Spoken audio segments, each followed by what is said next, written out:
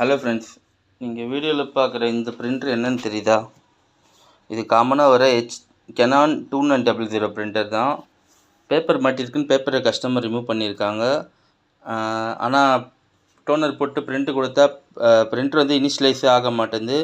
அதே மாதிரி பேப்பர் ஜாமுன்ற அலாட்டை கிடைக்கிது. நம்மளும் வந்து பிரிண்டரை வந்து ப்ளோவரில் அடிச்சுட்டு பேப்பர் துண்டு ஏதாச்சும் இருக்கான்னு செக் பண்ணி பார்த்தோம். ஸோ எங்கேயுமே இல்லை.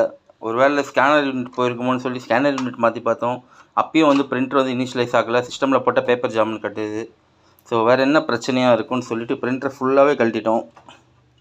ஃபுல்லாக பாடியெல்லாம் கழட்டிட்டு இங்கே ஒரு சென்சார் வரும். இது வந்து டோனர் சென்சார். இது ஒர்க் ஆகலையான்னு சொல்லிட்டு பார்க்கலான்னு கழட்டினோம்.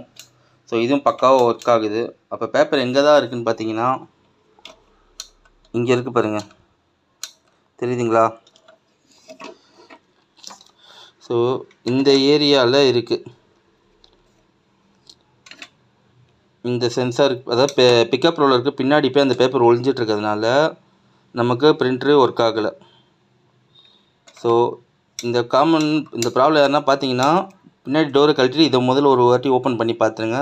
ஏன்னா நான் இதை பார்க்காம ஃபுல்லாக ஓப்பன் பண்ணி பார்த்தேன். ஸோ இந்த வீடியோ நிறைய பேருக்கு யூஸ்ஃபுல்லாக இருக்கும். ஷேர் பண்ணுங்கள். தேங்க்ஸ் ஃபார் வாட்சிங்.